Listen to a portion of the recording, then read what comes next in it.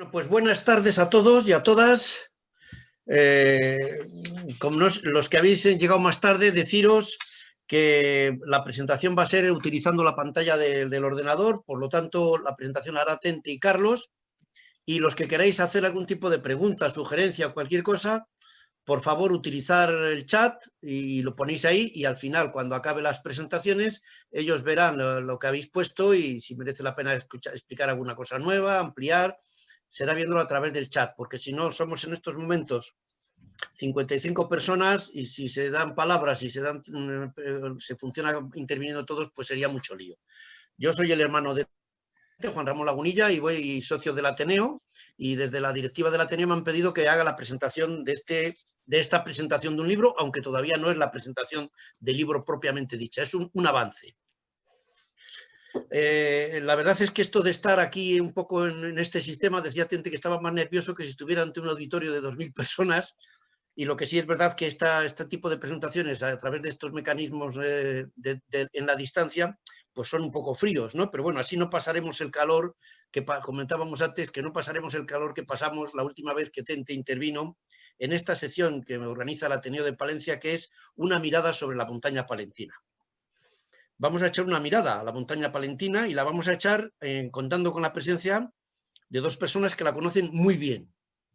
Tente Lagunilla, que ya ha sido habitual en el Ateneo, por lo tanto ya le conocéis, y otro que a lo mejor conocéis menos, algunos de los que habéis venido a estas charlas, que es Carlos Manuel Martín Jiménez, autor del libro, que luego ellos explicarán cómo son sus aportaciones en cada uno de los casos. Hoy, a pesar de que vamos a hablar y echar un vistazo sobre la montaña palentina, no vamos a hablar ni de escaladas, ni de aventuras, ni de paisajes en la montaña. Vamos a hablar de un libro sobre la montaña, que está terminándose de cocer en la imprenta. Más en concreto, que sobre la montaña entera, sobre todo la montaña palentina, una de las cumbres más emblemáticas de esa montaña, que es Curavacas.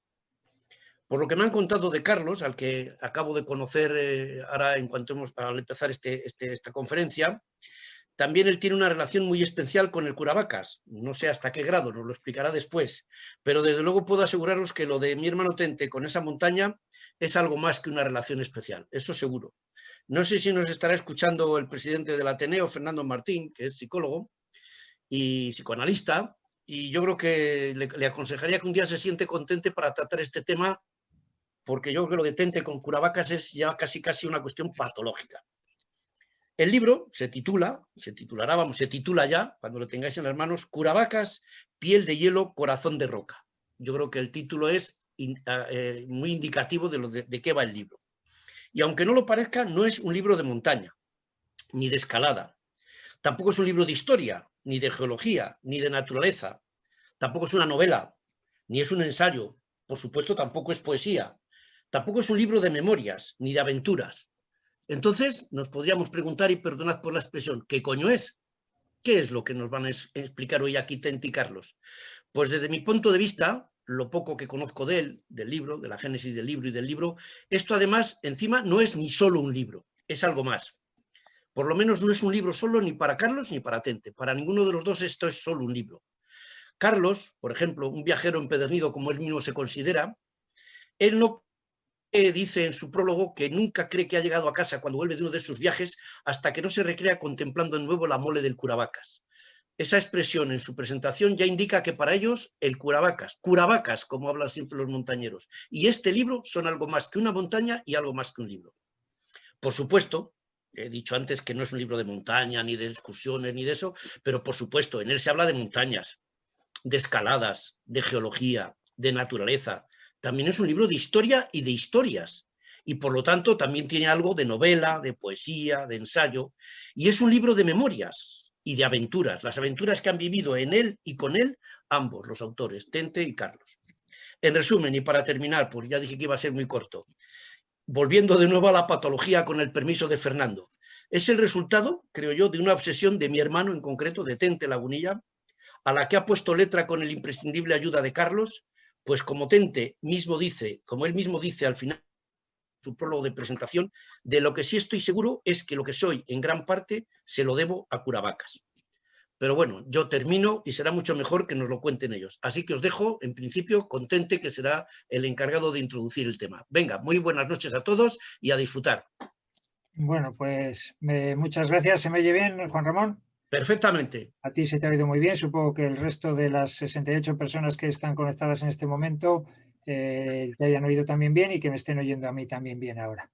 Bueno, pues arrancamos ya. Después de esta introducción estupenda que ha hecho Juan Ramón, pues creo que además muy acertada y que ha dado de lleno, porque bueno, pues el Curavacas para Carlos y para mí no es solamente una montaña, el libro acaba diciendo que es un sentimiento, pues tal vez. Bueno, pues os voy a explicar un poquito lo que va a ser la charla. Cuando Aduriz me preguntó qué podía hablar en esta charla sobre la montaña palentina, dice, algo, pues háblanos de Curavacas. Pues bien, perfecto. Te digo, es que estamos terminando un libro, entonces nos va a servir estupendamente como nexo de unión, de argumento para esa conferencia.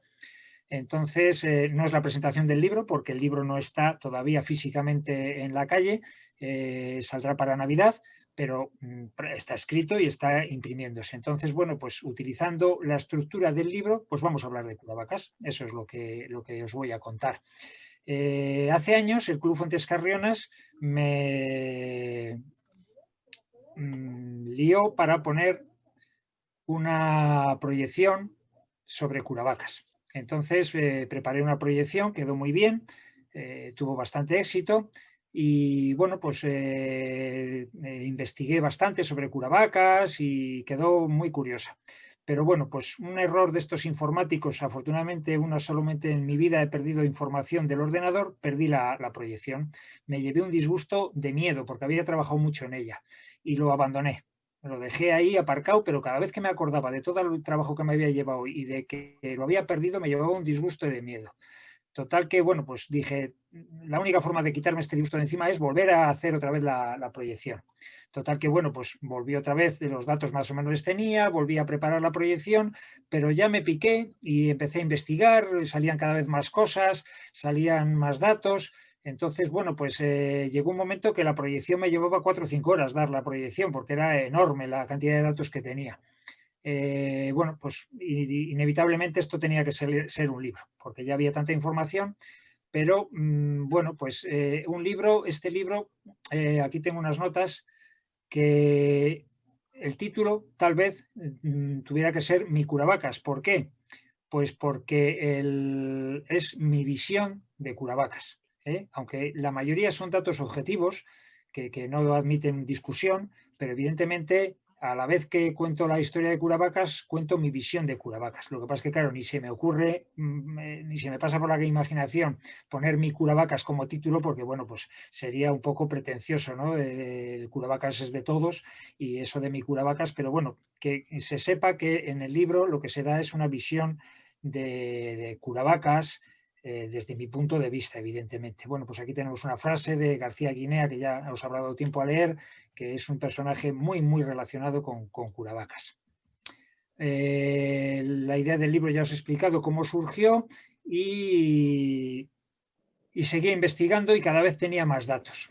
Entonces, el libro yo ya le tenía en la cabeza, pero tengo un problema gordísimo, que es que soy bastante inútil a la hora de escribir. Busqué, yo los datos les tenía, igual que hablar más o menos se me da bien, escribir se me da muy mal y no me gusta. Entonces, bueno, pues empecé a hablar con amigos, con conocidos, con gente que yo sabía que tenían buena pluma y que escribían bien y que les gustaba y para ver si se animaban. Pero la verdad es que era complicado. ¿Por qué? Porque yo quería que fuera evidentemente un buen escritor, pero también necesitaba imprescindiblemente que fuera de la zona, que conociera bien Curavacas y que fuera montañero. Porque alguien, por muy buen escritor que sea, si yo le doy los datos, pero él no conoce Curavacas, no sería un libro escrito con pasión. Y yo quería que fuera un libro escrito con eso, con pasión. Entonces, bueno, pues ya os digo que di 1000 vueltas, hablé hasta con escritores profesionales, pero claro, era un lío todo esto, ¿no? De escribir sobre algo que no conocían.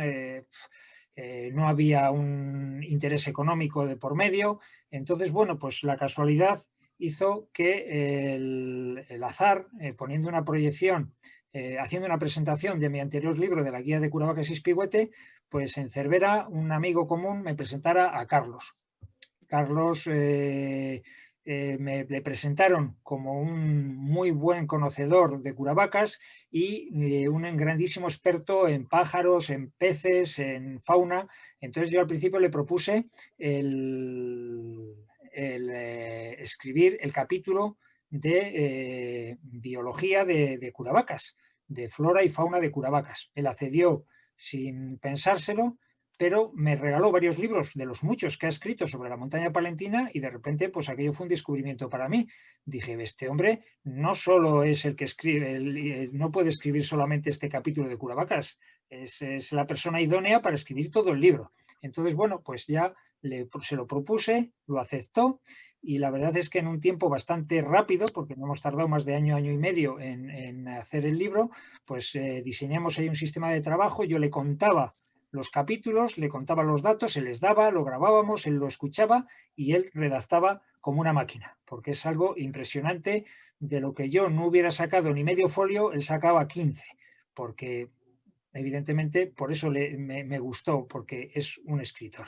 Entonces, a ver, Carlos está con nosotros, a ver si se conecta ahora unos minutos para hablarnos un poquito y ya pues luego pues sigo yo con mi rollo. Carlos, ¿puedes hablar?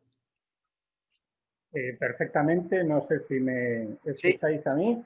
se te oye muy bien, así que ahí mantente ahí en ese ángulo. Bueno, pues en primer lugar agradecer a los casi ahora 80 personas que están compartiendo con nosotros esta presentación, la posibilidad de compartir algo tan emocionante como es la prepresentación de este libro. Como ha dicho Tente, es un libro fundamentalmente fruto de la pasión. No se puede entender este libro sin tener en cuenta que este Curavacas de Tente, por mucho que él se resista a denominarlo así, es el fruto de la pasión. De hecho, ha iniciado la presentación con una frase de Luis García Guinea, que es el famoso notario que puso nombre a la senda, una de las sendas más conocidas de acceso a Curavacas, la muy popular senda del notario, y en esa frase Luis García Guinea venía a decir que poco más o menos, que no se sabía si era conceptualmente posible que un hombre llegase a enamorarse de una montaña, que si fuese posible, él lo estaba de Curavacas. Yo creo que a Tente le ocurre exactamente lo mismo. Tente es una persona que ha establecido una relación especialísima con Curavacas, como ha puesto de relieve su hermano Juan Ramón, que posiblemente lo conozca mejor que nadie. Por cierto, quiero felicitar a Juan Ramón por su presentación, me ha parecido extraordinaria. Nos dice que no es un libro de historia, ni de escalada, ni de poesía, ni de excursiones, no es una novela. Es cierto, no es nada de eso, pero en realidad es todo de eso, porque la pasión da pie para que se pueda compaginar la crónica con el sentimiento, y esto es en definitiva lo que alienta en el fondo de este libro. Tente me ha presentado como montañero, como extinto montañero me presentaría más bien yo ahora más pisapraos que montañero, porque la edad no perdona y las dificultades para el acceso a la montaña lamentablemente cada día son mayores. Pero lo que sí que puedo garantizar es que comparto con Tente la pasión por esta montaña, que es una referencia que está pegada a los recuerdos más lejanos de mi infancia. Ha sido para mí un viaje de lo asombroso a lo emocionante participar en esta aventura, y doy gracias al azar por el hecho de que Tente tenga esa pereza para escribir, circunstancia que me ha permitido a mí colaborar en una experiencia que os puedo asegurar que ha sido verdaderamente apasionante. Y hablaba también de que la base de datos que Tente ha reunido sobre Curavacas. Desde mis primeras conversaciones y mis primeras reuniones con él, realmente me abrumaba la calidad y la profundidad de su base de datos y ha sido un verdadero privilegio compartir toda esta riqueza. En realidad, el protagonismo de esta presentación tiene que recaer sobre Tente y no sobre mí, porque Tente es el suministrador del material del que está hecho este libro. Solo gracias a Tente se ha podido reunir una cantidad de datos tan espectacular, tan valiosa y tan apasionante como la que ha servido de base para realizar este libro. Y como estoy convencido, porque conozco su meticulosidad de que cualquier comentario que haga yo sobre el contenido del libro va a resultar ocioso, me voy a limitar a contaros una pequeña anécdota que me parece muy significativa. Hemos hecho una labor de rastreo bastante profunda de todo tipo de bases de datos, archivos. En particular a mí, que me dedico profesionalmente a la abogacía, ha sido particularmente interesante revisar los archivos de la Real Chancillería y manejar pleitos con cientos de años de antigüedad buscando antecedentes documentales históricos de Curavacas, pero he intentado localizar todos los antecedentes literarios sobre Curavacas. Cuando ya teníamos prácticamente la primera vuelta del texto y lo teníamos ya preparado para recolocar contenidos y dar la revisión final, llegó a nuestras manos una separata de un libro que nos envió Wilfredo Román, a quien a su vez se le había enviado José Carlos Martínez Mancebo, que hablaba de una ascensión protagonizada en la primera mitad, a mediados del siglo pasado, una riqueza literaria realmente digna de destacar. Nos cuenta que cuando accede a la cumbre encuentra en el buzón, que por aquel entonces se encontraba en la cumbre de Curavacas, un buzón de zinc que habían instalado unos montañeros asturianos o cántabros. Por cierto, aprovecho el inciso, la ascensión no está datada, la que me estoy refiriendo de Pedro Hidalgo, y un nuevo motivo de asombro fue el escasísimo tiempo que tardó Tente en poner fecha a esa expedición a través de los símbolos que encuentra este montañero improvisado Pedro Hidalgo en la cumbre de Curavacas. Cuando toma en sus manos el cuaderno que encuentra en el buzón de zinc, después de loar las condiciones de todos los hombres y mujeres que han arriesgado su vida, en aquel entonces todavía acceder a Curavacas seguía siendo poco menos que una aventura y esta mole rocosa casi parecía inexpugnable, además de que todavía la tragedia de los faquires estaba sobrevolando en el ambiente. Pedro Hidalgo, el autor al que me refiero, valora mucho el contenido de ese cuaderno que encuentra en el buzón de cumbre y termina diciendo que ojalá pudiera conservarse esta documentación por si en alguna ocasión alguien decide escribir la historia de Curavacas.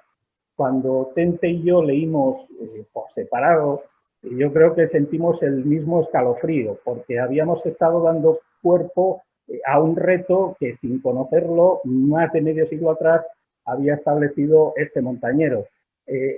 Como he dicho antes, este libro no es una crónica, no es historia, no es escalada, pero lo es todo a la vez. Es una crónica que recoge una cantidad ingente de datos. Os va a asombrar la profundidad de la base de datos que ha aportado Tente a este libro.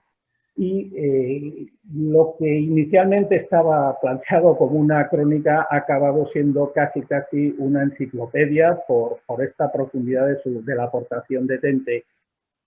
Quiero terminar diciendo que para mí he escrito bastantes libros, posiblemente más de una treintena. Yo escribo para disfrutar, pero pocas veces en todas las anteriores ocasiones he disfrutado tanto y me ha apasionado tanto un tema como este que hemos materializado en este Curavacas Piel de Hielo. si conseguimos que lo disfrutéis todos los lectores, siquiera una mínima parte de lo que hemos disfrutado, Tente y yo, con su elaboración, pues habremos dado por muy bien empleado todo el trabajo de su elaboración y nos sentiremos muy contentos y habremos tenido la sensación de que nuestro trabajo ha merecido la pena. No quiero abusar más de la palabra, que devuelvo a Tente, que es el verdadero protagonista del libro. Muchas gracias. Bueno, Carlos, nada, pues muchas gracias ahí por tu introducción también y bueno, pues seguimos rápidamente con el argumento del libro. Bueno, la fotografía que hemos visto antes, que se nos veía en la cumbre a Carlos y a mí, evidentemente teníamos que encontrar un editor. Y bueno, pues después de buscar y de contactar con alguno que otro, pues ya por fin la editorial Cordillera Cantábrica, con Alberto Boza, que es el jefe de la editorial, digamos, pues es una persona muy abierta a todos estos temas, está especializado en libros sobre la montaña de la Cordillera Cantábrica y entonces le encantó la idea y bueno, pues ahí estamos metidos en todo este proceso y esperemos que para Navidad esté el libro en las librerías. Bueno, pues empezamos ya con la historia de Curavacas. Entonces, el primer capítulo es el nacimiento geológico de Curavacas. Este capítulo no le escribimos nosotros, le escribe Sito Carcavilla, que es un buen amigo con el que he compartido varias expediciones en el Himalaya, es un geólogo de renombre. Y entonces, bueno, era un tema tan específico que no nos hemos atrevido nosotros a escribirle y le ha escrito él. Entonces, en este capítulo, pues Sito nos describe de una forma muy sencilla la orogenia o cómo se generó Curavacas. Bueno, pues parece ser que hace 380 millones de años hubo un choque de dos continentes que se creó una cordillera, la cordillera Varisca, que es toda esa zona verde que se ve ahí en ese gráfico. Chocaron dos continentes que es la Eurasia y Gondwana. Bueno, pues chocan esos dos supercontinentes y sale una cordillera que es una cordillera terrible. Tenía picos de más de 6.000 metros y era muchísimo más grande de lo que es hoy el Himalaya. Tenía unos 3.000 kilómetros de longitud. Llegaba desde, bueno, pues para que os hagáis una idea, el Karakorum o el Himalaya tienen unos 1.000 kilómetros, esta tenía 3.000 kilómetros y tenía picos de 6.000 metros. Bueno, pues toda esta supercordillera se desgastó. Esa cordillera se desgastó a base de erosión y donde ahora está Curavacas, lo que había era un delta con un gran río. Ahí un río que arrastraba cantos rodados, por eso la Curavacas está formado de esos cantos rodados y ahí se ve en esa otra gráfica que está encima de mi imagen, pues se ve claramente, bueno, pues cómo se dieron unas condiciones muy exactas para que se formaran esa acumulación tan grande de esos cantos rodados. El mar estaba, para que os hagáis una idea, en esa época en Boñar. Bueno, pues teníamos esa supercordillera de la cordillera Varisca que se desgasta, se erosiona a lo largo de millones y millones de años. Ha habido allí un gran río y lo que tenemos es un montón de cantos rodados en una playa, por decirlo de alguna forma. Llega hace 100 millones de años, pues chocan otra vez otra serie de placas, la placa ibérica, la placa europea, y esto es lo que más o menos, todo esto evidentemente en el libro Sito nos da pormenores y de una forma mucho más científica, yo os lo estoy explicando de una forma muy ignorante porque yo no es un tema que domine, y chocan otra vez esas superplacas y esto es la orogenia alpina y ahí es donde se levanta el Curavacas, donde crecen los Pirineos, donde se forma Sierra Nevada, todas estas montañas, y también la Cordillera Cantábrica y, por supuesto, Curavacas. Entonces, ¿qué terreno levanta esa orogenia, ese segundo choque en esa orogenia alpina? Pues lo que levanta es cantos rodados que han estado en el fondo de un río, en la desembocadura de un río, y entonces Curavacas es eso, ha estado primero ha formado parte de una supercordillera que se ha desgastado, han sido unos cantos rodados y ahora la orogenia alpina lo levanta. Así es como se forma Curavacas. Después de esos 100 millones de años que se forma aproximadamente Curavacas, pues lo que ahí existe es ya unos glaciares. Hay un momento, ahí tenéis en esos, abajo a la izquierda, tenéis esas rocas aborregadas, pulidas por los glaciares, que ahora evidentemente están al descubierto, pero esa forma tan pulida que tienen es porque han tenido toneladas y toneladas de hielo hace muchísimos años encima. En esas otras 3 gráficas que tenéis ya ahí, que son dibujos, pues hay el esquema, el número 1, que es arriba a la izquierda, eso es cómo estaba Curavacas recubierto de hielo hace 35.000 años. Como veis ahí en el centro de la imagen, todo el valle de Pineda y todos los valles secundarios del norte de Curavacas eran un gran glaciar. Ya en la figura número 2, que es la que está debajo, es hace 18.000 años, que ya se ve que los glaciares, todo Pineda ya no es un glaciar, pero sí que todos los valles que bajan de Curavacas hacia el norte son glaciares. Y la tercera figura, la número 3, es hace 15.000 años, cuando ya desaparecen casi todos los glaciares y quedan solo glaciares muy localizados en el norte de Curavacas. Bueno, a ver, pasamos a ver, que me confundo de ratón. Ahí vemos el Valle de Pineda. Eso fue un gran glaciar con espesores grandes de hasta 300 metros de hielo, por eso tiene esa forma plana.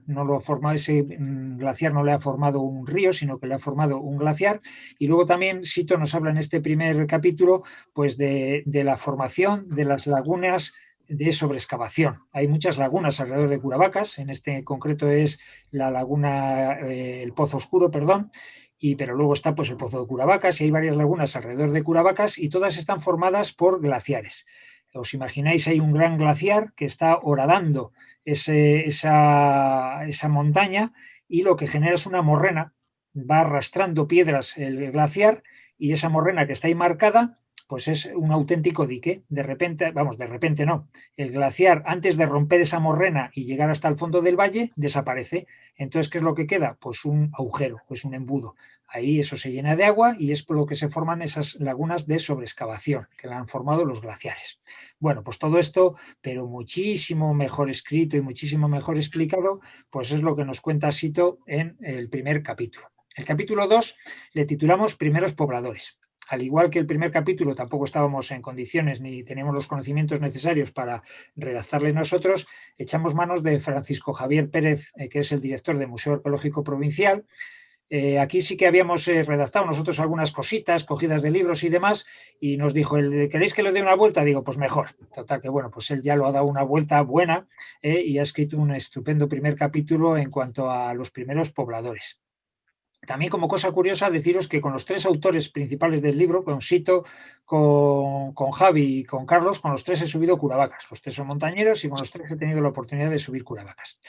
Bueno, pues en el libro nos cuenta que hace 900.000 años los primeros parientes del Homo antecesor de Atapuerca, que también alguno vivía en la provincia de Palencia, pero en la parte baja, porque hace 900.000 años hacía mucho frío y sobre todo en la zona de Curavacas y no se podían aproximar tanto, pero ya hace 900.000 años ya en las llanuras de Castilla ya vivían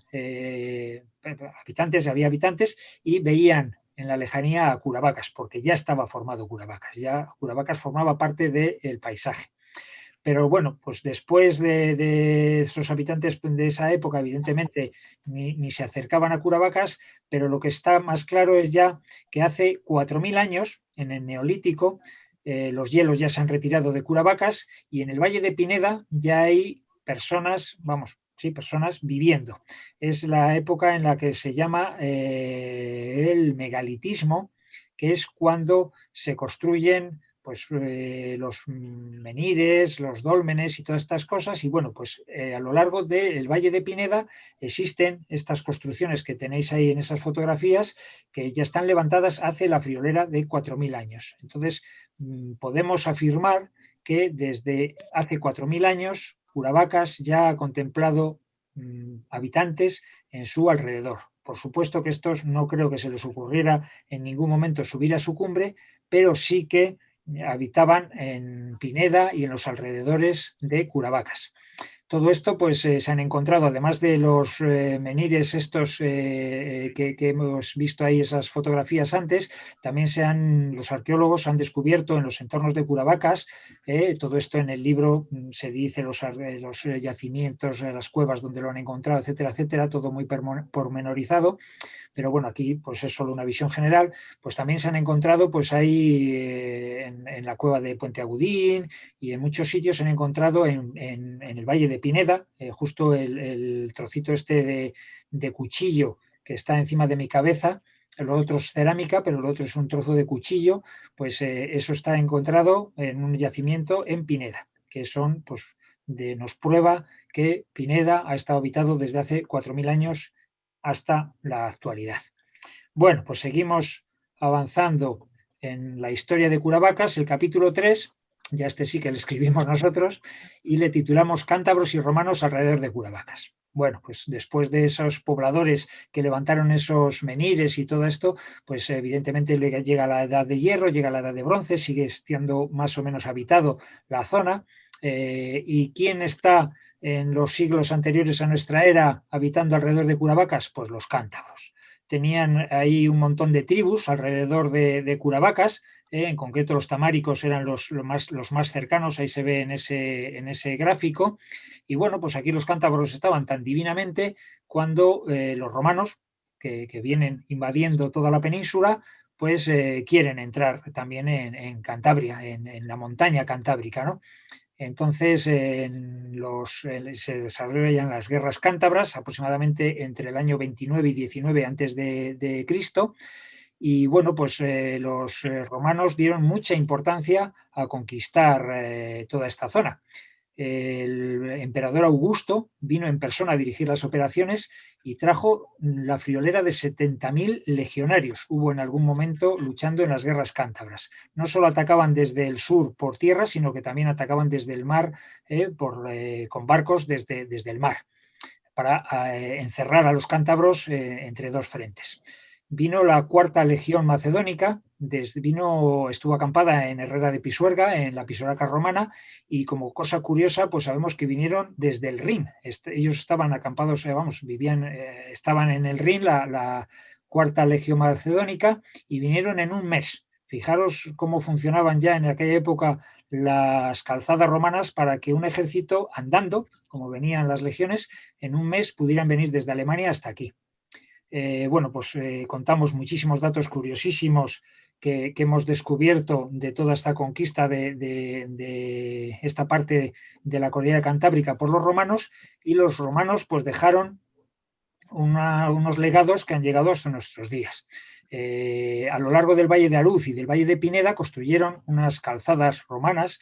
Pineda se supone que había muchos pinos y había muchos árboles, pero ya en la época de los romanos ya deforestaron muchísimo por temas militares y también para construir las calzadas romanas. Esta que está aquí, bueno, había una que llegaba desde Ruesga hasta la explanada de Santa Marina, y ahí se dividían dos, por el arroyo de Aruz y por el río Carrión, por Pineda. Pues esta en concreto que vemos aquí, esta fotografía, es la que sube por el arroyo de Aruz, que todavía está, como veis, esta fotografía está hecha hace unos meses, y se adivina y se ve perfectamente lo que era la calzada romana. Y aquí quiero hacer un inciso porque veis que ahí en la parte alta de la fotografía que se ve, la calzada está tallada en la roca. Bueno, pues una de las personas con las que hablamos, siempre que veo esta fotografía me acuerdo de Gonzalo Alcalde. Fue una de las personas con las que hablamos para documentarnos para el libro, y Gonzalo Alcalde, que desgraciadamente pues, nos ha dejado hace unos meses, y quisiera darle un fuertísimo abrazo desde aquí, allá donde esté, porque bueno, pues recuerdo una anécdota curiosísima que me decía: Tente, si tú ves que una carretera está cavada en la roca, eso es de los romanos, porque desde los romanos hasta aquí no ha trabajado ni Dios en este país, decía. Yo me reía mucho siempre con Gonzalo. Y es verdad, estas calzadas están talladas en muchos sitios en la roca y es uno de los símbolos ineludibles de que es una calzada romana. Bueno, pues los romanos hicieron estas calzadas por el Valle de Pineda para atacar a los cántabros por donde menos se lo esperaban, que era por el sur. Ya en el siglo IV se dibujó un mapa mundi que salía a la península ibérica y habla del monte Vindio. Bueno, pues hay quien dice que podría ser Curavacas, Peñaprieta. Bueno, pues generalmente, vamos, la opinión más extendida tal vez es que el Monte Vindio sean los Picos de Europa. Es donde se refugiaron los cántabros y bueno, pues el ejército romano ya no les conquistó allí, pero murieron de inanición, porque fue el único sitio donde se pudieron guarecer los cántabros acosados por el ejército romano. Bueno, alguien me preguntaba antes que el origen de ese nombre tan curioso, ¿verdad?, de Curavacas, que bueno, pues muchos se piensan que es por que las vacas, que si los pastos son buenos, demás, pues bueno, no parece que tengan nada que ver ni con las vacas, ni con que se curen, ni muchísimo menos. En el libro nosotros, bueno, el capítulo 4 es origen del nombre, leyendas y tradiciones. Una de las cosas que comentamos son las diferentes hipótesis que hay para el nombre. Hay varias, no solamente hay una, hay 3 o 4, todas las nombramos en el libro. A mí la que más me gusta, no sé si será la más acertada o la exacta, pero a mí la que más me gusta es la que da el lingüista Roberto Gordaliza, que dice que viene de la palabra de la lengua íbera, que es gur y baica. Gur significaba pico y baica vega. Entonces, Curavacas significa pico de la vega. El gur y baica fue degenerando en Curavacas. Como os digo, esta es una de las hipótesis, no es la que sepamos que sea más exacta, pero a mí es la que más me gusta, desde luego. Todas las describimos en el libro. Por supuesto que en este capítulo también hablamos de muchas más cosas, hablamos de leyendas y tradiciones, se cuentan muchas leyendas que hay en torno al pozo de Curavacas, no solo la típica que conocemos todos del carretero, que de Llanaves y demás, sino que hay muchas más leyendas y muchas más cosas escritas sobre el pozo. Ahí hablamos de muchísimas cosas, hablamos también, por ejemplo, la piedra del tesoro, esa es fotografía que no es muy acertada, muy buena, porque es que realmente es una piedra que está en medio de un camino, que está subiendo desde Vidrieros hasta los Parados de Cabriles. Es una piedra que todo el mundo nos fijamos porque es una piedra enorme. Bueno, pues eso se llama la piedra del tesoro. La tradición que dice que debajo hay un tesoro, incluso también, si te fijas muy bien, hay una marca en forma de herradura. Pues bueno, los del pueblo dicen que es la herradura que dejó la mula de la Virgen cuando pasó por allí. Bueno, pues todas estas tradiciones y todas estas leyendas, un montón de ellas las comentamos en el libro. Muy bonitas todas, todas estas leyendas y tradiciones de la Fuente de la Mora y un montón de sitios. El capítulo 5 es peregrinaciones medievales a través de la montaña. Bueno, esto tiene mucha enjundia. Curavacas, a través de Pineda, ha visto desde hace muchísimos años el paso de peregrinos. ¿Por qué pasaban por ahí los peregrinos? Os preguntaréis. Pues os tengo que contar, hacer una pequeña introducción. Bueno, hay dos Toribios. Hay un Toribio de Palencia y un Toribio de Astorga. Los dos no fueron contemporáneos, están separados por varios siglos y los dos están relacionados con Palencia y los dos están relacionados con estas peregrinaciones cerca de Curavacas. En el siglo V, para que os pongáis un poco en situación, el obispo Toribio de Astorga viaja a Palencia y viene a meter en vereda, a excomulgar a los priscilianistas, es que es una herejía del cristianismo, que están aquí desmadrados en Palencia. Hacen obispos a mujeres, están haciendo unas cosas muy raras para la época, evidentemente, y para lo que era la ortodoxia cristiana en aquel momento. Los priscilianistas en Palencia le reciben fatal, le apedrean, le untan el báculo de mierda, literalmente, está más o menos escrito la leyenda, y bueno, pues se va y huye de Palencia. Esto es en lo que se basa un poquito, que dice la leyenda, que se refugia en las cuevas del Cristo, que hace subir las aguas del Carrión, y ya van ahí todos a pedirle perdón, y es cuando ya hace el milagro de bajar otra vez las aguas a su sitio, y es por lo que se hace la pedrea del Paniquesillo, etcétera, etcétera, ¿no? Esto es en el siglo V y es el obispo Toribio de Astorga. Pero en el siglo VI, un siglo después, un tal Toribio de Palencia, que también es ermitaño en el Cristo del Otero, pero que no tiene nada que ver con el anterior, pues bueno, llega un momento en que se va de Palencia junto con otros monjes y va hasta la Liébana. Y allí funda el monasterio de San Martín de Turieno, bajo la regla benedictina. Bueno, pues de momento tenemos al obispo Toribio de Astorga, que está en Astorga, y al Toribio de Palencia, que ha fundado el monasterio de San Martín de Turieno. Todo esto es un poco introducción para que entendáis todo lo que pasa después. Bueno, en el siglo VIII, todas estas dos personas han muerto, pero en el siglo VIII, pues los moros, los musulmanes, están en el sur de España y arrean estopa hacia arriba por toda la península ibérica, y en Astorga, que tienen las reliquias de Santo Toribio y además tienen el Lignum Crucis, es el trozo más grande de la cruz de Cristo, están en Astorga y claro, quieren ponerlo a salvo. ¿Dónde lo ponen a salvo? Pues se van y lo suben a la montaña. ¿Y dónde arrancaban estas reliquias de Santo Toribio y de Lignum Crucis? Pues en ese monasterio que ha creado el otro Toribio, el Toribio de Palencia, y que ha creado en San Martín de Turieno. Ese monasterio pasa a denominarse con el tiempo Santo Toribio de Liébana, y es donde están las reliquias de Santo Toribio de Astorga, que le ha fundado Toribio de Palencia, y es donde están las reliquias del Lignum Crucis. Os hacéis idea, ¿verdad?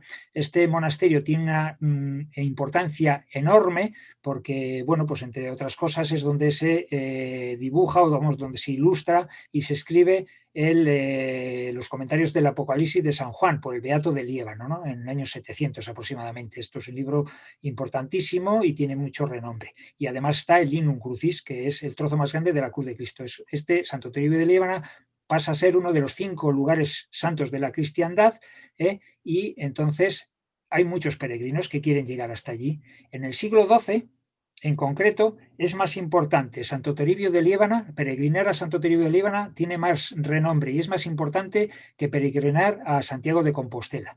Y en el siglo XII, entonces, mucha gente quiere llegar, muchos peregrinos quieren llegar a Santo Toribio. ¿Por dónde llegan? Por muchos sitios. Uno de ellos es Pineda. Desde el sur, por donde llegan a Santo Toribio de Liébana, es Pineda. Entonces, en el siglo XII, a lo largo del Valle de Pineda, al lado de Curavacas, hubo una serie de hospitales, de hosterías, de sitios donde los peregrinos podían refugiarse. Tenían unas campanas y los días de niebla y por la noche tocaban la campana para que los peregrinos no se perdieran y pudieran encontrar el camino.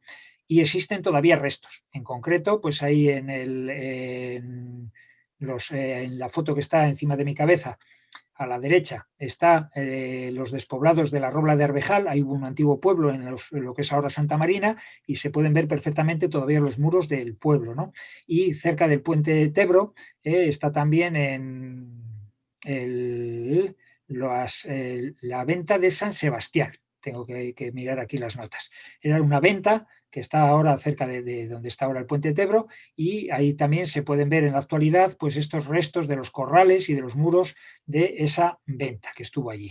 Entonces, bueno, pues ya desde esa época ya había gente que pasaba alrededor de Curavacas. Tampoco suponemos que nadie en aquella época subiera a Curavacas, pero ya en el siglo XII hubo un tránsito importantísimo a lo largo de Pineda.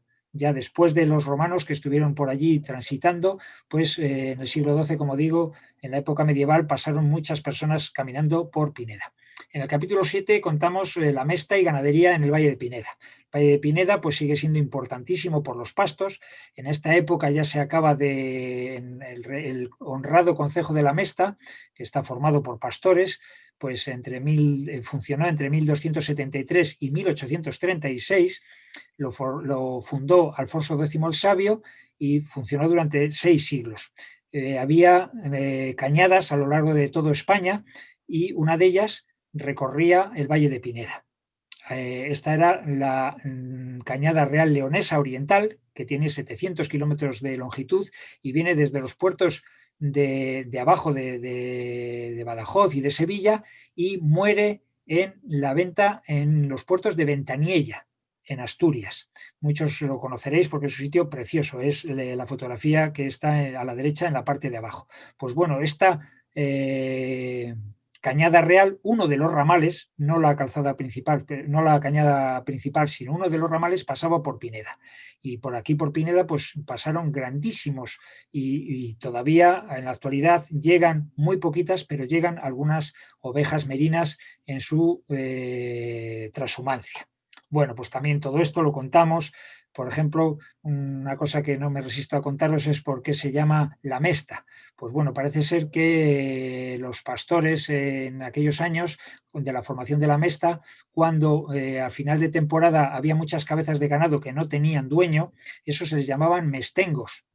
Entonces se reunían todas esas cabezas de ganado, esos mestengos, se reunían todos los pastores, reunían todas esas cabezas que no tenían dueño y se las repartían.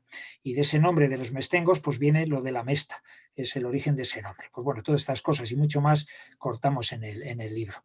En el capítulo 8 pues hablamos de la toponimia y nombres locales. También es un tema pues muy curioso y que le damos mucha importancia, ¿no?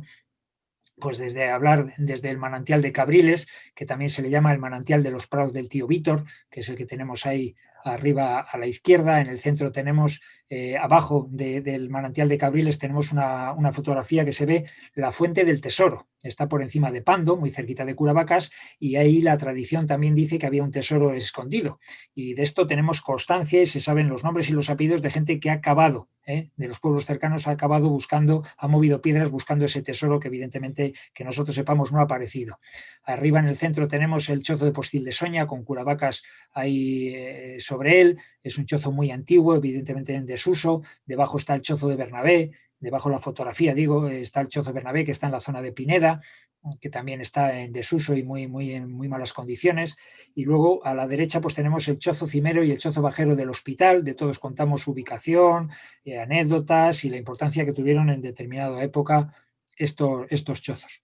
Seguimos aquí en la toponimia y nombres locales. Pues bueno, arriba vemos el chozo del tío Vicente. Es un chozo pequeñísimo que está muy cerquita del pozo de Curavacas y que en la historia de la montaña palentina tiene mucha importancia porque, bueno, pues luego ya los primeros alpinistas que se acercan a Curavacas utilizan este chozo, el chozo del tío Vicente, como refugio para acometer el Curavacas desde la norte.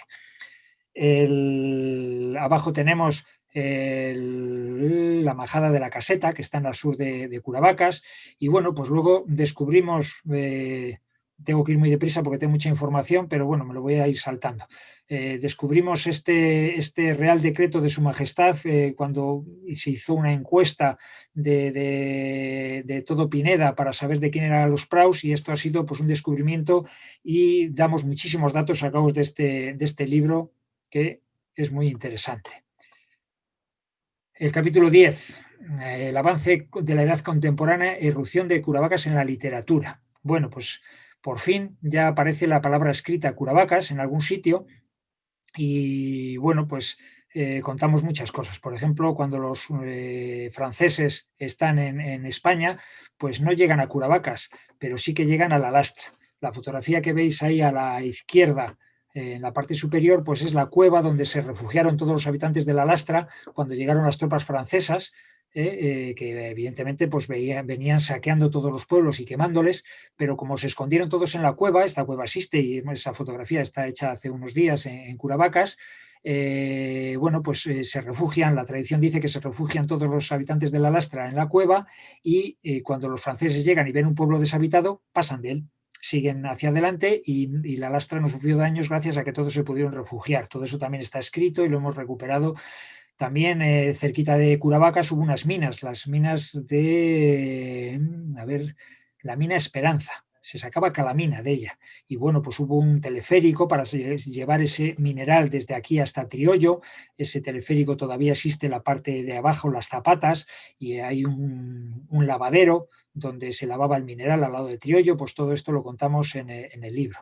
Y luego estos dos señores tan serios que tenemos ahí a la derecha, pues uno es el fundador del Instituto Geodésico Nacional, José García Siñeriz, el general Carlos Ibáñez de Ibero, marqués de Mulhacén, que fue, como os digo, el fundador del Instituto Geográfico.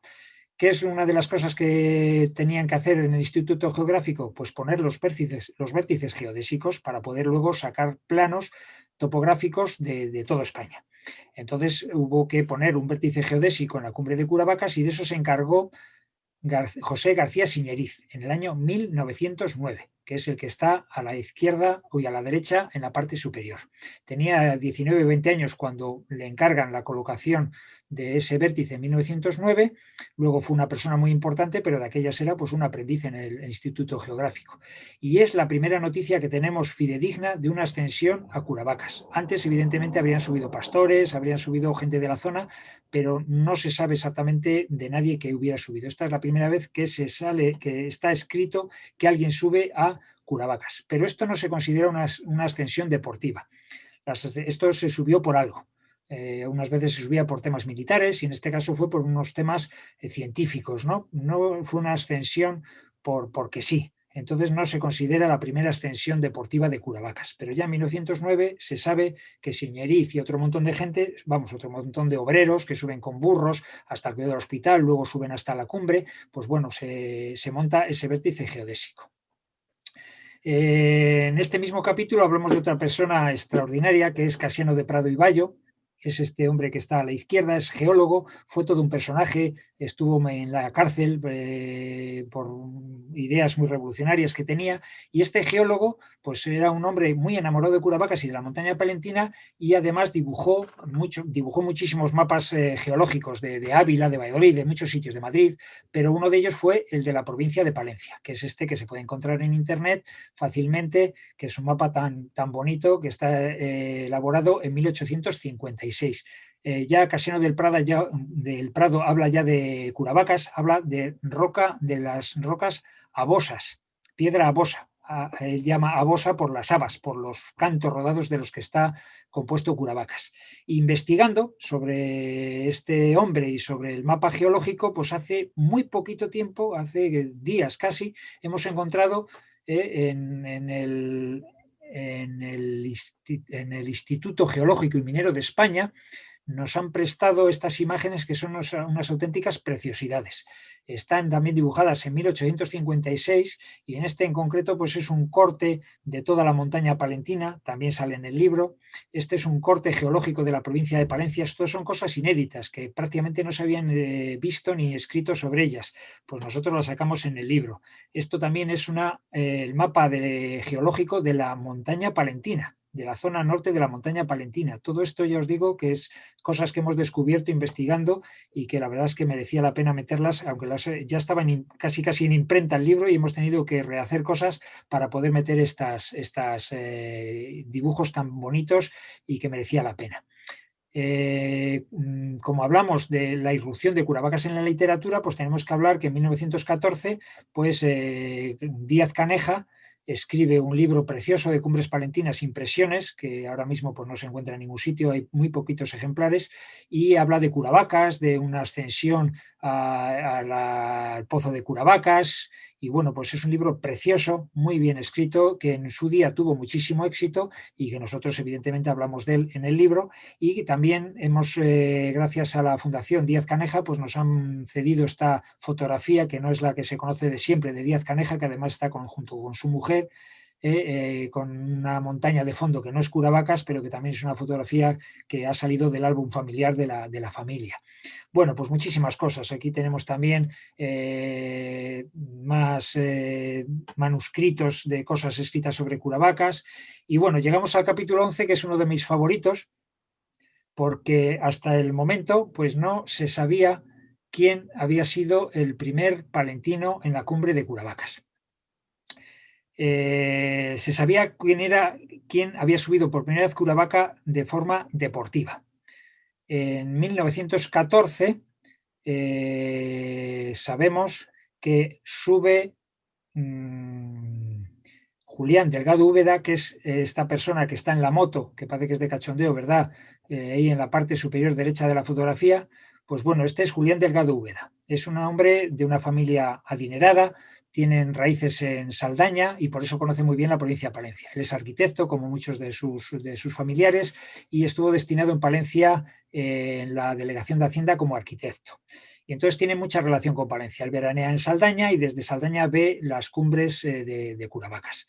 Entonces, cuando ya es montañero, aprovechando una de las estancias en Saldaña, con esa moto, sin el sidecar, pero con esa moto se acerca desde Saldaña hasta Curavacas y allí contacta con Juan Martín. Juan Martín es el maestro del pueblo de Vidrieros y él cuenta en una revista en 1914 que asciende en Curavacas. Esta es la primera ascensión deportiva que se considera Curavacas, porque se sube por el mero hecho de subir, sin ningún otro objetivo. Entonces, claro, Julián Delgado Úbeda es de Madrid, no se le puede considerar el primer palentino en la cumbre de Curavacas, sí el primer alpinista que sube Curavacas de forma deportiva, y entonces empezamos a investigar a ver si este Juan Martín es de Palencia, porque era el maestro de vidrieros, pero no sabemos si era de maestro. Pues bueno, empezamos a investigar y no solo sabemos que era de Palencia, era de vidrieros, sino que además un bisnieto es muy amigo mío, que no lo sabíamos, y hemos descubierto que su hijo también subió Curavacas guiando a personas, y bueno, pues la familia vive por la montaña palentina, nos han prestado fotografías y esas fotografías pues son, bueno, supongo que cuando hizo la mili, y en la fotografía central es de esa ascensión, no es de la de 1914, sino es una ascensión posterior también de Julián Delgado Úbeda y de 1928. Y ahí está con su escopeta porque era un gran cazador de rebecos bajando hacia Pineda. Pues bueno, todo esto lo contamos en el libro con pormenores, con fotografías, con todos los datos habidos y por haber. Tenemos hasta las certificados de defunción y de bautismo para certificar que era palentino. Otra ascensión que también es importante en la historia de Curavacas creemos que la segunda ascensión deportiva, y es la que realiza Alejandro Goicoechea Omar. Es uno de los inventores del talgo, es el que está a la izquierda de la pantalla. Y bueno, pues es un hombre también muy interesante. Él es ingeniero, es el que diseña el cinturón de hierro de Bilbao, luego se pasa de bando. Y bueno, pues este hombre en 1926 es director del FEBE, de los ferrocarriles de vía estrecha. Quiere subir Curavacas y entonces se pone en contacto con Felipe Villanueva Fernández, que es el que tenemos en el centro de la imagen. Este Felipe Villanueva Fernández es industrial en Cervera de Pisuerga, tiene varias empresas, varias minas, pero él es asturiano. Entonces, bueno, pues Alejandro Goicoechea viene con José García, que es otro compañero, también ingeniero de Reynosa, y como no tienen contactos, porque claro, él viene en el tren de la Robla, viene hasta Cervera, pero tienen que acercarse hasta Curavacas. Entonces contacta con Felipe Villanueva, que es una persona pues pudiente para aquella época y tiene un vehículo, y él le sube en automóvil a los dos, a José García y a Alejandro Goicoechea, les acerca hasta Curavacas y los tres suben Curavacas. Todo esto lo está sacado de la revista Pirenaica, pero como dato curioso también, pues nunca se sabía, él habla de que sube con Felipe Villanueva y Alejandro Goicoechea y otra tercera persona, pero no se sabía quién era esa tercera persona. Y hemos tenido que indagando y hemos descubierto pues cartas manuscritas, como la que está ahí también a la parte derecha de la imagen, una carta manuscrita de Alejandro Goicoechea a la revista Pirenaica, y bueno, pues atando cabos ya hemos llegado a la conclusión de que los tres nombres que suben son Alejandro Goicoechea, Felipe Villanueva y José García de Reynosa. También hemos descubierto por qué firmaba Alejandro Goicoechea, firmaba con un seudónimo, que firmaba como Capis Gargoy. También era un enigma. ¿Qué significaba aquello? Pues bueno, ya atando cabos hemos sabido que lo de Capis es Victoria y Gargoy era el acrónimo de García, de José García, y Goy, de Goicoechea. Entonces era por eso firmaba Capis Gargoy, porque era su compañero de cordada era José García. Bueno, pues todo esto es lo que contamos en el libro, pero muchísimo más, ¿verdad? Bueno, seguimos con el capítulo 12, que es el preludio y consecuencias de la guerra civil en el entorno de Curavacas, evidentemente. Pues hablamos de lo que pasó. Aquí tengo muchísimos datos, pero veo que vamos fatal de tiempo, se está haciendo muy tarde y tengo que ir más deprisa. Hablamos del frente que hubo en Pineda, de las posiciones que hubo en Hormigales, de todo el tránsito que hubo en Pineda a lo largo de un...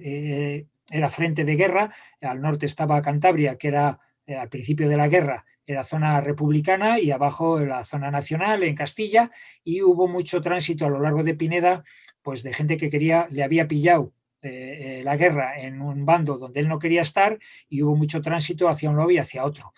Contamos muchísima información, muchísimos detalles y muchísimas anécdotas que nos ha contado Wilfredo Román, que es un gran especialista en este tema, y bueno, pues hay anécdotas muy, muy, muy jugosas de todo ese tráfico, de todo ese tránsito que hubo por Pineda. Luego ya hubo un momento en que hubo unas posiciones establecidas, ya dejaron de pasar las personas de un lado a otro, porque ya un ejército estaba en un lado y en el otro al otro, y luego ya cuando hubo la ofensiva nacional, que todo Pineda quedó en territorio nacional, pues ya no dejó de tener interés, y ya lo que sí que empezó a funcionar por allí fueron los maquis.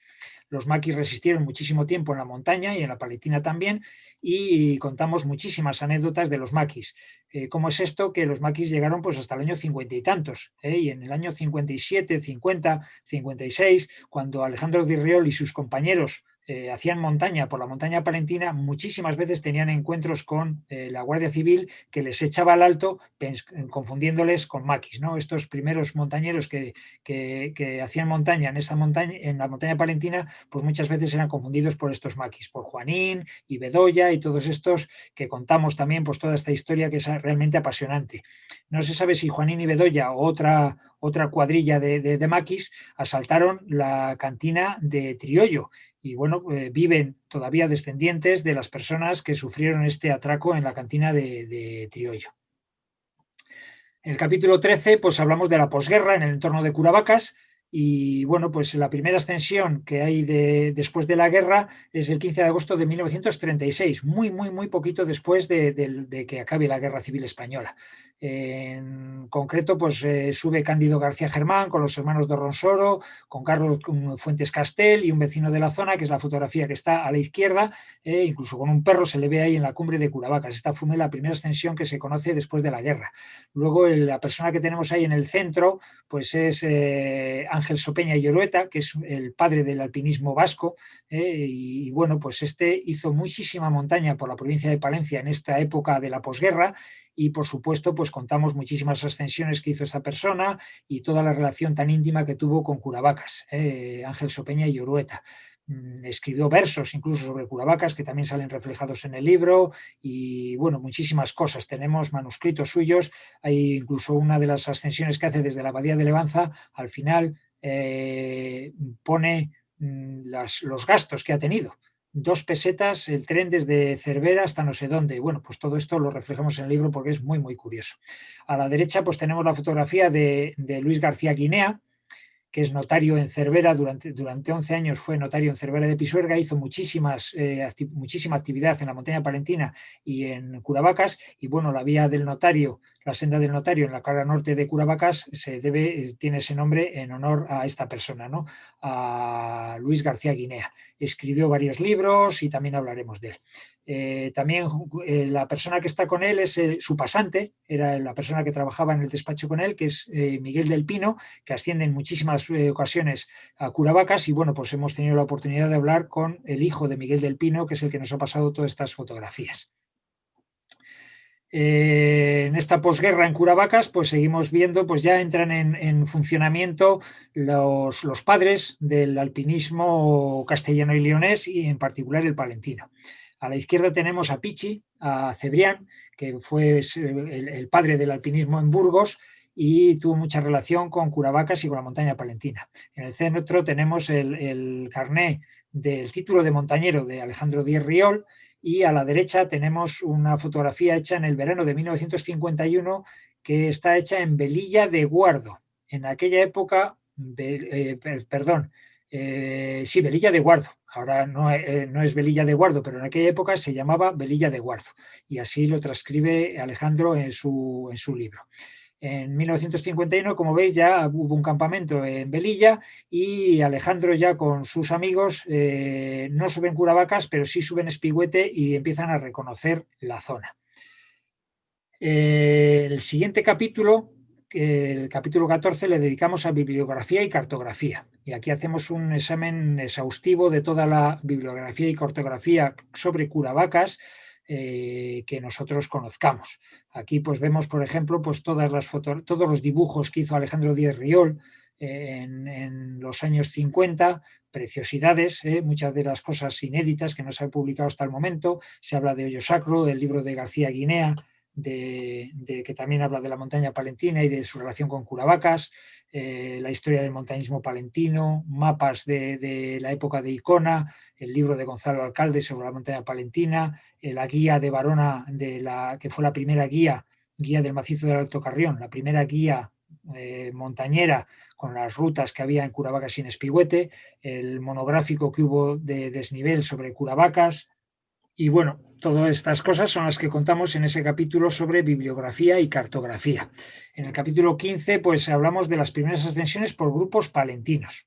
También es un capítulo precioso en el que, bueno, pues contamos cómo viajaban en un autobús desde Palencia los primeros montañeros palentinos en un autobús que le llamaban La Rubia, y ese era un autobús muy destartalado que contaba muchísimas anécdotas. No tenemos la constancia exacta de que esa fotografía sea de La Rubia, pero si no es La Rubia, es un vehículo similar a ese del que habla los montañeros de la época.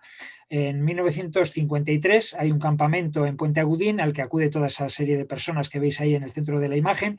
Alejandro Díez Riol es uno de ellos, y ya por fin en este campamento suben a Curavacas. El puente que se ve aquí a la izquierda, están Alejandro y sus compañeros pasando, es el puente que había en aquella época en Cardaño de Arriba. Ahora es un puente de piedra. Pues bueno, había un puente de madera, que es el que se ve en la fotografía, porque la carretera iba por el otro lado de donde va ahora, iba por el margen contrario y cruzaba el río al llegar al pueblo, y era ese puente de madera el que existía en aquella época.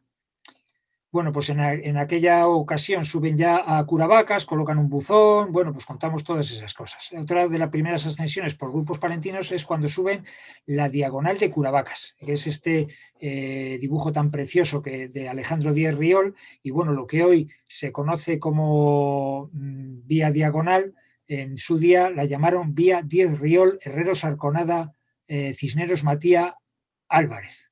Ese es el nombre real de la vía que hoy conocemos como la diagonal.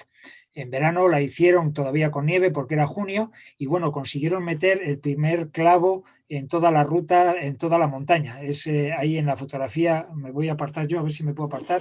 Ahí en la fotografía ya actual, en el que se me ve a mí subiendo por ahí, a mis pies hay un clavo, que es el clavo que metieron en aquella ocasión, una armella enorme que metieron en aquella primera ascensión, y allí sigue ese clavo después de todos estos años. Pues como os digo, en el año 55 hacen esa primera estival a la diagonal de Curavacas, todo un grupo palentino. Hubo muchos líos entre ellos, y bueno, pues contamos todos los pormenores de todas estas ascensiones. Otra de las primeras ascensiones que hacen este grupo palentino en el año 56 es la Chimenea Sur, lo que hoy conocemos como la Canal Sur. Suben por dos rutas, un grupo más selecto, que es el que está a la izquierda de la fotografía, que suben por la Canal Sur, y otro grupo de otros amigos que se ve que eran menos diestros en esto de la montaña, pues suben por el Callejo Grande, y en la parte de arriba se juntan todos. Es aprovechando un puente del otoño de 1956, en concreto suben 16 personas. Y la fotografía de la izquierda tiene un valor importante, aunque ya se ha publicado en algunos libros, porque están los componentes de la Cordada de los Faquires. Poco después de esta ascensión a Curavacas se forma la Cordada de los Faquires, que son los que tienen el accidente en 1957, y aquí ya se pueden ver a los tres que perecen en ese accidente, a Puertas, Paulino y Redondo. El capítulo 16 pues es el capítulo tal vez más fuerte, de más peso en el libro. Es el capítulo de que hablamos del accidente de los Faquires. Sobre el accidente de los Faquires se ha escrito muchísimo, y tampoco quiero ahora dar pormenores, pero en el libro, además de que hemos descubierto muchísimas cosas nuevas que no se sabía de ese accidente, también publicamos fotografías y datos adicionales que hasta el momento eran totalmente inéditos. Por ejemplo, estas tres fotografías que tenéis aquí se han publicado ya en libros y en revistas, pero en estas otras fotografías ya son cosas bastante inéditas, ¿no? Por ejemplo, a la izquierda, pues esos dos seminaristas que se ven ahí, pues son Pedro Alcalde, que está hecha esta fotografía en el año 57 o un poquito después.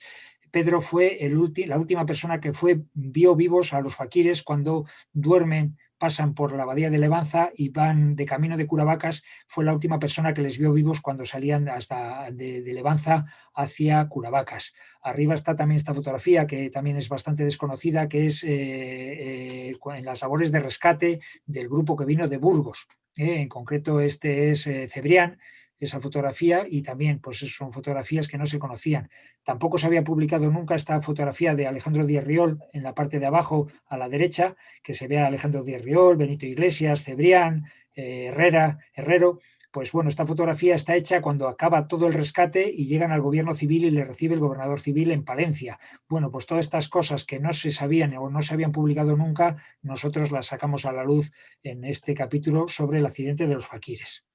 En el capítulo del 17 le titulamos Después del accidente y bueno, pues el montañismo en Palencia quedó muy, muy apaciguado y en general en Castilla y León y en toda la cordillera Curavacas se sube poco en esta época después del accidente. ¿Qué cosas se hacen después del accidente? Pues una de ellas es abajo a la izquierda vemos a Alejandro Díez Riol, Andrés Ceresa y algunos otros y otro par de amigos que hacen la primera invernal de la Canal Sur. Lo pasan fatal, uno de ellos tiene hasta congelaciones, veis que hay algunos que van sin crampones. Bueno, pues fotografías como esta que no se habían publicado nunca, que tenía guardadas Andrés Ceresa en un álbum familiar, pues por fin salen a la luz. También en esta época, después del accidente, es cuando se coloca la cruz de los barruelanos, cuando se coloca la cruz de los faquires, pues todas estas cosas, todas estas ascensiones son las que contamos. Y también, como cosa curiosa, después de que se coloca la cruz de los faquires al pie de la cara noreste, todo el grupo de gente que está allí en esa inauguración de la cruz de los faquires sube a la cumbre. Y es la fotografía que tenemos en el centro, en la parte superior, y por primera vez tenemos constancia exacta y fidedigna de ascensión femenina a la cumbre de Curavacas. Hasta este momento no se sabe de ninguna mujer a ciencia cierta que haya subido en plan deportivo. Pues, repito, posiblemente pastores y pastoras de la zona hubieran subido allí desde épocas remotas, pero en plan deportivo esta es la primera ascensión que hay documentada de que haya mujeres en la cumbre de Curavacas. Tampoco nunca se sabía exactamente cuál era la primera mujer en la cumbre. También después de Curavacas, después del accidente, perdón, pues se coloca la cruz de los barruelanos. Ahí se ve el grupo de Barruelo en la cruz. Esto no es el día que se coloca la cruz, es días después cuando suben a un grupo de Barruelo a ver la Virgen de las Nieves que se acaba de colocar. Y bueno, una cosa también absolutamente inédita y que es la primera vez que lo ven otros ojos que no sean los míos, es esta carta manuscrita de Andrés Ceresa que tienen entre Andrés Ceresa y Alejandro Díez Riol. Le escribe Alejandro Díez Riol desde Polentinos, que es donde vive él, Andrés Ceresa, que es otro montañero de la época en Palencia, y hacen planes para subir a Curavacas por una ruta que en la actualidad se llama, o la llamamos nosotros, la directa del Fraga. En aquella época no estaba hecha y ese dibujo tan precioso que está ahí en esa fotografía, pues veis que marca la placa amarilla, se ve la diagonal, que la marca ahí Alejandro como vía Díez Riol, Cisneros, Rubén, no sé qué, y hay a la izquierda hay un trazo en rojo por donde querían abrir una nueva ruta que con posterioridad, en la actualidad, es la directa del Fraga. Estos planes nunca se materializaron, hicieron esos planes, pero no llegaron a juntarse para hacer esa ruta, pero fijaros cómo en el año 65 ya había planes para subir por lo que hoy conocemos como la ruta, la directa del Fraga. Pues bueno, pues todo eso sale ahí en el libro. Otro capítulo, el capítulo 18, le dedicamos a símbolos y útiles en la montaña. Aquí contamos la historia pues, de cómo se colocó la cruz de los faquires, cómo se colocó la cruz de los barruelanos, que es lo que está ahí a la izquierda en la fotografía. Fotografías inéditas, como por ejemplo esta tan bonita que hay aquí de un padre y un hijo. El chaval todavía vive, es el que nos ha pasado esa fotografía, él con 9 años, Miguel Ángel Ramos Tejerina, sube con 9 años con su padre a la inauguración de la Cruz de los Faquires y esta fotografía ha salido del álbum de la familia y es la primera vez que sale publicada. Bueno, pues muchísimas de estas cosas son las que contamos. También contamos, pues bueno, cuando se inauguró, cuando se puso la primera Virgen de las Nieves, que es esa Virgen tan bonita de piedra que desapareció al cabo de los años. Nos hemos entrevistado con Nino Barrioso, que fue el escultor que hizo esa escultura, que estuvo en la inauguración en la cumbre. Hay fotografías de toda esa inauguración, de Ausín. Ahí se ve cómo subieron esas dos piezas de 110 kilos de peso en esas angarillas. Ahí se ve a Miguel Ruiz Ausín subiendo por el Callejo Grande con las piezas esas que luego se ensamblaron en la cumbre. Y luego, pues posteriormente, como la Cruz de los Faquires, por ejemplo, se retiró de su emplazamiento original porque estaba totalmente destrozada y se volvió a recolocar en vidrieros hace unos poquitos años. Tuvimos la suerte de que pudieran asistir a este acto 3 personas que estuvieron en la colocación original de la cumbre, 60 años antes, que todavía vivían en aquel momento, como son Benito Iglesias, Alejandro Díez Riol y Cebrián. Cebrián, desgraciadamente, murió hace un año aproximadamente. Los otros dos viven y gozan de buena salud, por fortuna, pero tuvimos la suerte de poder contar con ellos en esa reinauguración 60 años después de esa misma cruz que bajó desde las laderas de Curavacas a estar ahora en un jardín en Triollo. Más cosas de las que hablamos en símbolos y útiles de la montaña, pues las otras vírgenes de bronce que ha habido en la cumbre, cuando lo colocaron el sierpo que sigue en la actualidad en la cumbre, cuando se colocó la cruz de Abaín y de Alfonso en honor de estas dos personas de Burgos que murieron en la cara norte de Curavacas, pues ahí está el grupo de familiares que colocaron aquella cruz. Y bueno, pues todas estas cosas de todas las placas, todas las vírgenes, todos los vertidos geodésicos que ha habido en la montaña, pues todos contamos su historia. En el capítulo 19 hablamos de la explosión de los 70. En los años 70 irrumpe el grupo de alta montaña palentino, alentado por la Federación Palentina de Montañismo, que en aquel momento dirigía Miguel Ruiz Ausín, pues está compuesto por Aspi, Zarza, Carrete, Calorro, pues un montón de amigos que evidentemente viven en la actualidad y son todos estos que están en la fotografía de abajo a la derecha, pero que en aquellos años pues son los que llevaban la voz cantante en la montaña palentina. ¿Qué se hicieron en los años 70? Pues muchísima actividad. Por eso lo llamamos la explosión de los 70. En concreto, estas dos personas que están en el centro de la fotografía superior son Chin y Barona, son dos burgaleses que después de muchos años, en el año 73, por fin consiguen hacer la primera invernal de la vía diagonal, donde había ocurrido aquel fatídico accidente de los faquires. No se había vuelto a intentar y no se había subido nunca en invierno. Estas dos personas por fin consiguen subir en el año 73 la diagonal y aquí digamos que se desata un poco la actividad montañera en Curavacas. En los años 70 se abren del orden de 30 o 40 rutas nuevas en Curavacas, gracias a que un poco ya se rompe este tabú de que había sido el Curavacas durante todos aquellos años. El grupo de alta montaña palentino pues hace la diagonal en 1975 en verano y también ese mismo año, en 1977, 2 años después, hacen la primera invernal palentina de la vía diagonal, que son esas dos fotografías que salen ahí. Hablamos también del accidente que tuve yo y de mi primera ascensión a Curavacas en los años 70. El capítulo 20 es de flora y fauna de Curavacas y bueno, pues ahí es un capítulo muy técnico, muy extenso, sobre toda la flora, toda la fauna de Curavacas, que lo ha hecho al 100% Carlos y bueno, asesorado por muchos amigos, y ha quedado un capítulo magnífico, pues con el oso, con las chopas piquigualdas y con todas estas cosas tan preciosas que tenemos en Curavacas. El capítulo 21 es fin de siglo y es toda la actividad que se hace en la parte final del siglo. Por fin se abren las grandes rutas en invierno de la cara norte, se hace la primera invernal de la vía de la directa del Fraga, la primera invernal de la vía Burgaleses, bueno, pues todas esas actividades que quedaban pendientes y que no se habían hecho.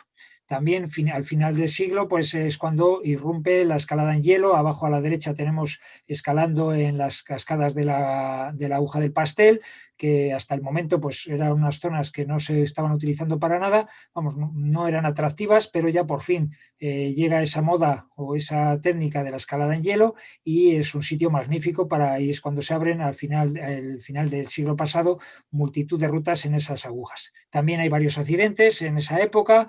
El más nombrado es el de Abaín y su compañero, los dos de Burgos, que mueren y tardan 6 meses en aparecer los cadáveres. Pues también se publicamos o salen aquí fotografías inéditas que no se habían publicado nunca, contamos toda la historia del accidente, etcétera, etcétera.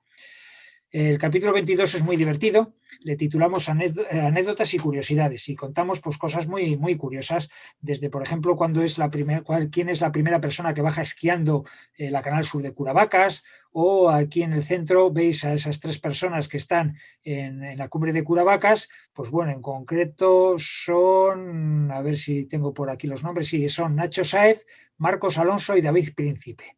En 2016 hicieron una actividad curiosísima. Fueron desde Palencia, empezaron en el Cristo del Otero y fueron en bicicleta hasta Cervera de Pisuerga.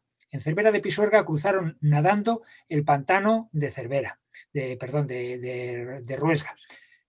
Allí se pusieron las zapatillas y fueron corriendo hasta Vidrieros. Y en Vidrieros subieron corriendo andando hasta la cumbre de Curavacas. Pues esta barbaridad tardaron 17 horas en hacerla y bueno, pues también lo contamos como anécdotas y curiosidades. También en el año 2000 se hizo una ascensión simultánea a todas las cumbres de más de 2.000 metros de la provincia de Palencia y se dispararon simultáneamente botes de humo en todas las cumbres de la provincia de más de 2.000 metros de la provincia de Palencia. Pues también lo contamos. Contamos el primer vuelo en parapente desde la cumbre de Curavacas, la primera vez que se sube en bicicleta y se baja en bicicleta a Curavacas, rescates de perros que ha habido también en Curavacas.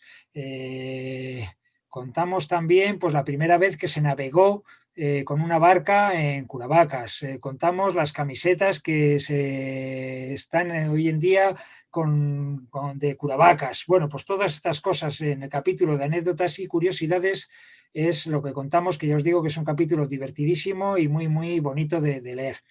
Y ya el capítulo 23 pues son las ascensiones modernas en las que damos cuenta pues, de todas las barbaridades que se están haciendo en la actualidad en Curavacas. Es un terreno de juego inmejorable para la actividad deportiva montañera y se están abriendo rutas como nunca se había abierto hasta la fecha. En concreto, en el invierno de 2019 se han abierto casi tantas rutas como en los últimos 20 años. Por ejemplo, la placa amarilla, que no se había nunca tocado, nunca había habido ninguna ruta que la surcara, pues ya en concreto hay 2 rutas que surcan la placa amarilla, etcétera, etcétera. Estas fotografías que se ven aquí pues son de todas esas nuevas rutas que se han abierto este invierno y años anteriores en la norte, principalmente de Curavacas.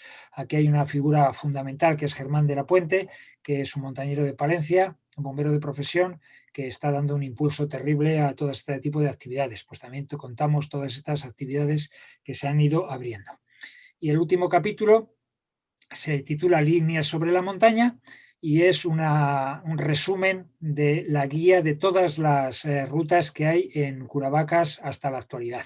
Está actualizado hasta el día de hoy y bueno, pues que sepáis que hay 71 rutas para ascender a Curavacas y todas ellas quedan reflejadas en este capítulo final. Luego hay otro capítulo que ya no va a estar en la versión escrita, va a haber una versión también web del libro en el que vamos a meter todas las cosas que no nos caben en la versión escrita. No va a estar la versión escrita, solo es las cosas que no nos caben en esa versión escrita, pues vamos a meterlas en una página web donde va a haber pues, muchísimas fotografías que no nos caben en la versión esta impresa y tenemos que meterlas de alguna manera y van a estar ahí. Y en esa versión web va a haber este gráfico en el que relacionamos la fecha con qué pasaba en cada fecha en Curavacas, qué pasaba en la península ibérica, qué pasaba en el ámbito mundial y en otras montañas, ¿no? Por ejemplo, en 1909 pues, se coloca el vértice geodésico en Curavacas, pero en la península ibérica pues, comienza la guerra con Marruecos, en el ámbito mundial se inicia el cubismo y en otras montañas aparecen los primeros crampones de 10 puntas. Un equipo italiano intenta sin éxito la ascensión del K2. Pues bueno, así desde la prehistoria hasta la más rabiosa actualidad podemos comparar qué estaba pasando en la península ibérica, en Curavacas y en todo el mundo, ¿no? Es algo pues, que no deja de ser una curiosidad. Y bueno, pues para finalizar, pues ya vamos a acabar toda esta chapa que os estoy dando, que se ha alargado más de lo que yo tenía en cuenta, con esta frase que es de Carlos y es como acaba el libro, es la última frase del libro, ¿no? Dice, Curavacas milenario nos sobrevivirá. El fervor que esta montaña insufla en el corazón de montañeros de nuevas generaciones revitalizará la visión antrópica de la montaña que este libro ha querido transmitir, para que Curavacas permanezca siendo algo más que una bellísima montaña, que se erige sobre un paraje hermosísimo, para que continúe siendo un sentimiento. Bueno, pues así es como acaba el libro y así es como acaba esta chapa que os he metido. Como veis, pues es un resumen rapidísimo del libro porque damos tantísima información y es tan extenso que en una hora no da tiempo más que a esbozar ligerísimamente todo lo que hablamos en el libro. Y bueno, pues no sé si ahora Juan Ramón igual quiere hacer un poco de moderador porque si hay alguna pregunta o sin más, pues emplazaros a que en Navidades, cuando salga el libro, pues le compréis porque la verdad es un libro apasionante.